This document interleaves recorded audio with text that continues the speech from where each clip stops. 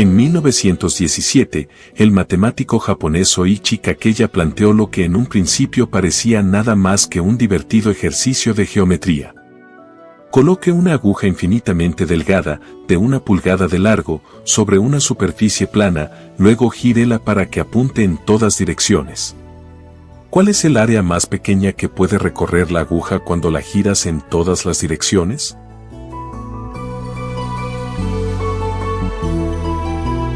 Si simplemente giras la aguja alrededor de su centro, obtendrás un círculo.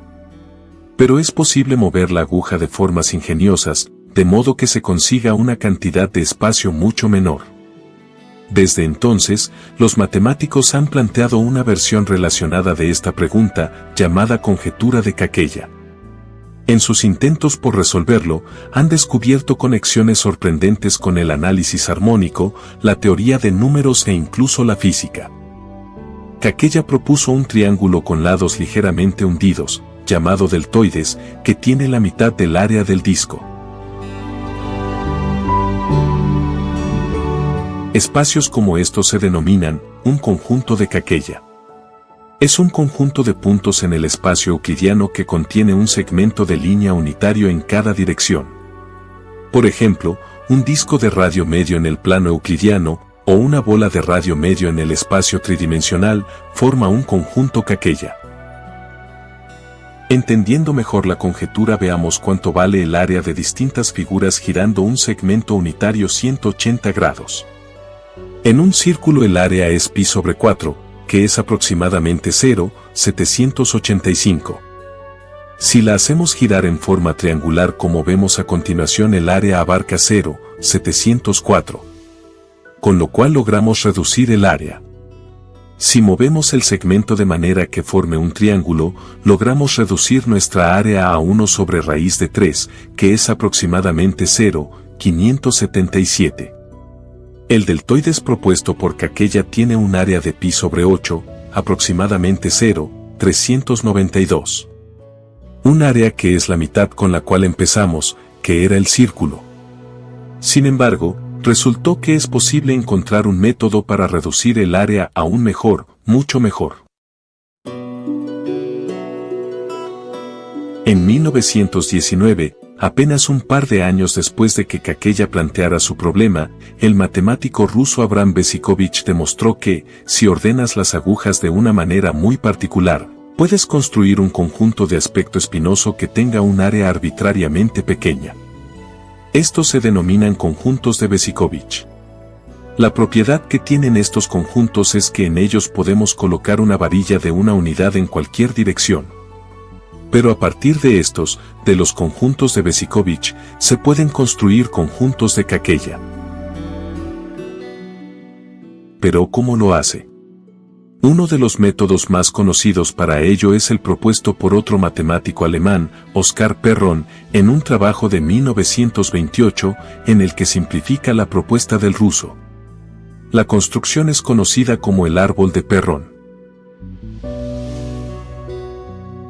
Para ver cómo podría funcionar esto, comencemos viendo un triángulo equilátero de altura 1 metro, y con usar el mismo tipo de maniobras, válido para la conjetura de Kakeya, girar hasta donde se pueda, avanzar o retroceder, volver a girar.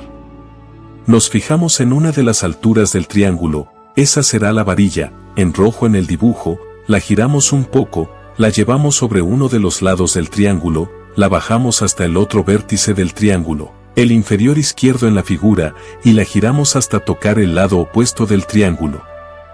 Luego se vuelve al mismo lugar donde comenzó la aguja, de manera que recorrimos todas las direcciones en el plano. Ahora dividimos el triángulo por la mitad y hacemos la combinación de las dos mitades tal como se ve en la imagen.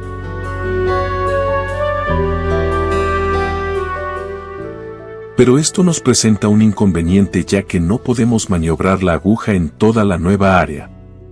Se tendría que hacer un salto a la otra línea paralela del triángulo para poder mover la aguja en otras direcciones.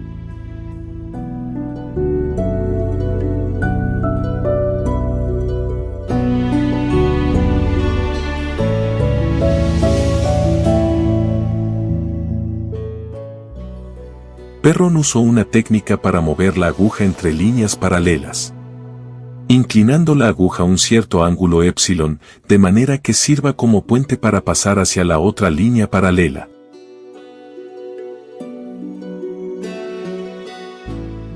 De esta manera, se puede mover la aguja en figuras triangulares o espinosas.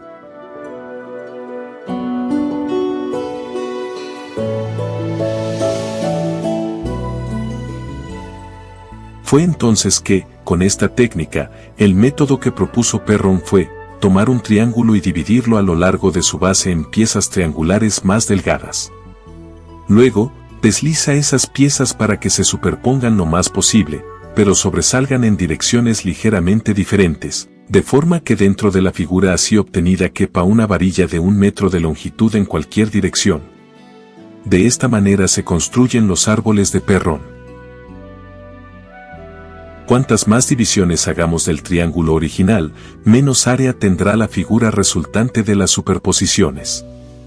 Entonces, repitiendo el proceso una y otra vez puedes hacer que tu conjunto sea tan pequeño como quieras. En el límite infinito, se puede obtener un conjunto que matemáticamente no tiene área pero que, aún así, paradójicamente, puede acomodar una aguja que apunte en cualquier dirección. Ahora solo tenemos que rotar y combinar los árboles de Perron para conseguir recintos de Besicovitch tan maravillosos como este.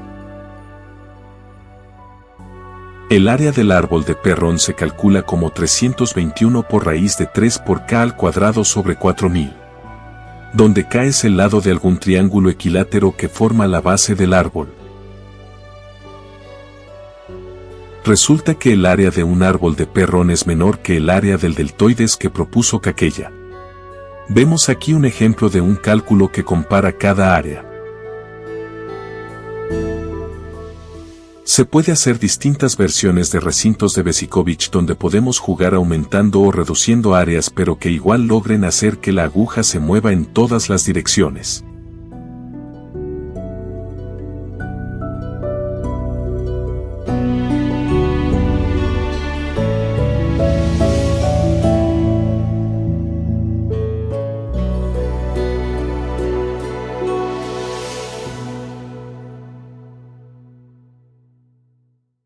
Aquí vemos un video de una animación de un conjunto de Kakella. El link al video original lo encontrarán en la descripción.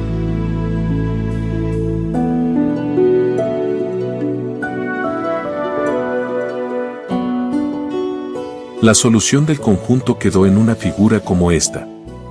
Este resultado se puede generalizar a dimensiones superiores. Es posible construir un conjunto con un volumen arbitrariamente pequeño que contenga un segmento de línea unitario que apunte en todas las direcciones en un espacio de n dimensiones. Parecía haberse resuelto por completo la pregunta de Kakella. Pero décadas más tarde, los matemáticos empezaron a trabajar en otra versión del problema en la que reemplazaban el área, o el volumen, en el caso de dimensiones superiores, por una noción diferente de tamaño. Pero eso será tema para otro video. Continuaremos en un futuro desvelando qué otros descubrimientos y conexiones entre distintas ramas de las matemáticas logró la conjetura y los trabajos que surgieron hace unos pocos años.